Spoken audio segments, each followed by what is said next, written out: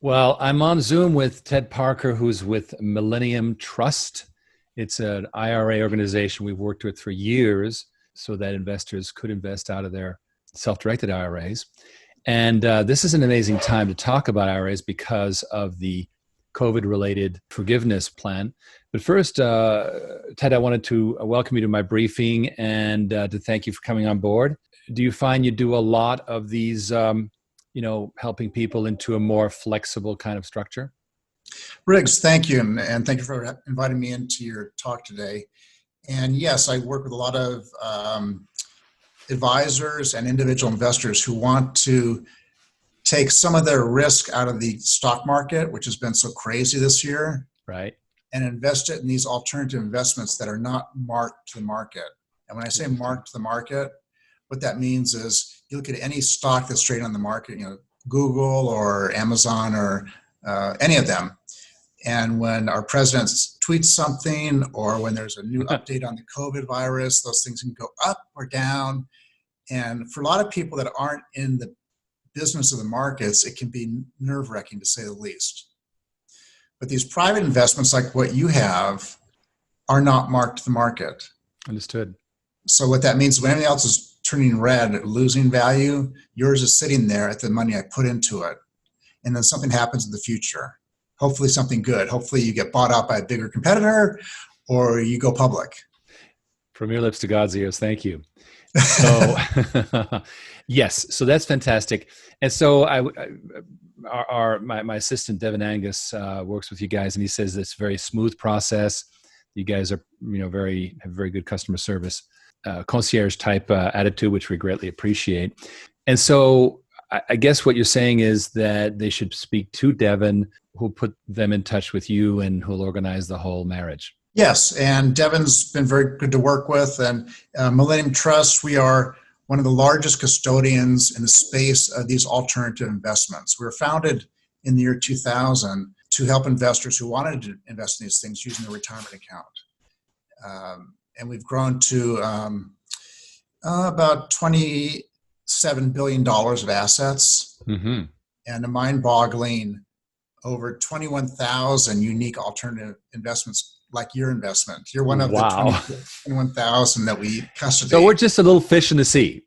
Well, no, that just shows you that there's growing interest in these alternatives, because when you look at the typical individual investor, they think the only way they can invest is through the stock market and the public bond markets.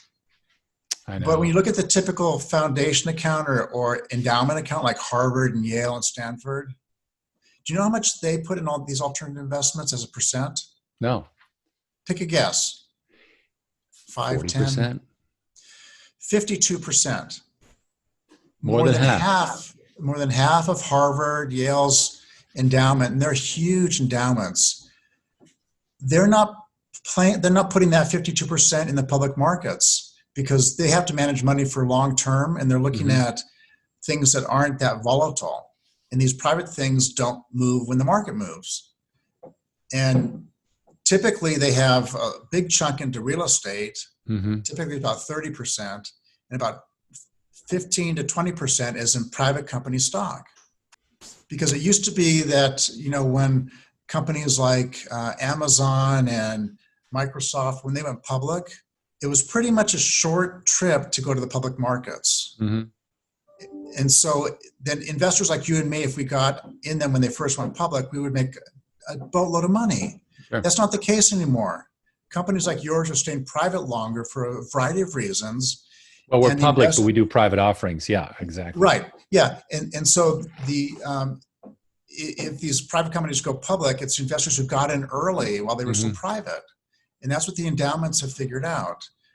They call it the extra alpha that they can earn on the performance. Alpha is a return above the market. And they're adding more and more to private company stock because of that factor. When it goes public or gets bought out, you get that hockey stick effect. You know what a hockey stick looks like? You know what? I love hockey sticks. And we have a similar structure where people are not buying our common stock. They are buying preferred shares, which puts them in a special bin. And Right. then when they convert, there's protections I'm not going to get into, but it's a very good vehicle because people aren't looking at the stock every single day. They have their own special deal. And so I like what you do. Are you getting a lot of people invoking the $100,000 3-year holiday? Um, I'm really not aware of what's going on inside the company. I'm dealing more with investment sponsors like your company, and then investors want to invest in these things. But I know because of the COVID virus, the government's given this holiday to, to do things with their retirement account. So it Yes, actually exits your trust. They go play and they bring it back. That's what you're basically saying. right. Mm-hmm. Yeah. Okay. Well, that's actually not great for you. But I get it. It's what is good, of course, is that it allows people some flexibility. IRAs, the more flexibility, the better. So, Right. Mm-hmm. that's a good thing. Are there any things you wanted to say to investors? Message of the day? Keep a stiff upper lip. What are your thoughts of the day? Sure. Well, I would suggest that they try and build a portfolio more like the endowment model, because people who are friends of mine who aren't in the business that I'm in are getting tired of this up and down of the markets every day. I know. I mean, you make and you lose wealth overnight. And with these private things, I've been buying them for the past 15 years personally. Right. And so when the market takes a dump like it did this year, it was almost as bad as 2008 when the financial crisis hit and all the banks collapsed. My portfolios didn't perform that poorly. Yeah. So yeah, I think it's good to consider these alternative investments. Do your due diligence. And by the way, we don't accept every investment sponsor like your company on our platform. Oh, really? No, we don't. What we do is we get the plan documents from the sponsor, and typically those are 30, 40, 60 pages long. And Riggs, typically people don't read them. No, of course. Even in his big capital letters, they still don't read them. Right. Yeah. Through the advent of DocuSign, they just it goes through 15 pages, the next place to sign your signature. You're like, wait a minute, I didn't read that. DocuSign doesn't care. But we have a team in Oak Brook, Illinois, where we're headquartered, that all they do is read the plan documents, the investor agreement. And what they're looking for is what we call the Madoff clause. You know who Mr. Madoff was, don't you? Mr. Ponzi. Yeah, Mr. Ponzi, yep. And he defrauded a lot of people out of a lot of money.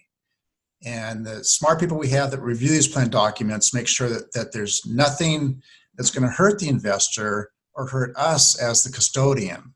And I'll give you an example of one sentence that was in a 68-page document. One sentence said that the custodian, Millennium Trust, would be liable for any actions of the investment sponsor. No. That seems That's pretty innocuous. Audacious. That is brave. Yeah. Wow. But what that meant is that investment sponsor could have taken all of your money out, defrauded you from that, and then Millennium Trust would be on the hold to redeem that money for you. So I can see. No. The more, we're busy actually developing a separate alternative investment, which is not our private placements, but a water project funding marketplace, kind of like oil and gas and real estate. Because currently Main Street investors cannot invest directly in water projects. They can buy, big company stock, or they can buy bonds, big project bonds. But to actually take ownership of a piece of equipment doesn't exist. Anyway, so we're pioneering that. And there's a lot of moving parts, like who, and then if we're running a market, what's our liability? It's like, wow, this is interesting. But if we crack the nut, then we'll bring you another alternative investment. Nice. Very good. Yeah, and we are one of the leading custodians in this alternative space. We have we spend a lot of money on technology, and because of that, a lot of the Fortune 5,000 companies trust us with their retiring employees. When people retire from a GE or any of those big companies, if they don't take their 401k money out within a certain number of months, they transfer it automatically to Millennium Trust. And so we act as a custodian for their retirement money. We've got over 1.5 million clients. And one thing I'm proud of is our service. We got a great service team that through March of this year handled 176,000 phone calls. Wow. People calling, asking how to open up the account or what the value is of their portfolio, or things, just questions they have. Sure. But some of these competitors, you call them and you're on hold for so long, you forget why you called, and they all blame it on the COVID virus. I know. It's like, what happened? People can work from home. What's the problem? I know, exactly. But anyway, it's dog ate the homework. But Right. Lots of people like, what? Oh, COVID. Anyway, I wanted you to let us know how people can contact you, obviously through Devin, but I also want to give direct contact, both email and phone. Sure. Well, the first thing to do is of course, to meet with you and decide they want to invest in the preferred shares, and then fill out your investor agreements. Yes. And the next thing is to open up an account at Millennium Trust. Sure. So what the investor would do would be to open up a retirement account for us. It could be a Roth IRA, a rollover IRA, an IRA, a single 401k plan, any type of retirement account. It could custody. And of course, you don't have to custody your taxable money with us. You can just write your check out of Wells Fargo to invest in shares of your investment. But if it's held in a retirement account, the government requires you to use a custodian. So we make it pretty easy for investors to go to our website and sign up and put in their information, and then they indicate where their existing IRA account is, because they'll have to move that from their Schwab or Fidelity or wherever the custodian is. Typically, those firms won't hold these investments. And then they'll print out one page, and that's a transfer page.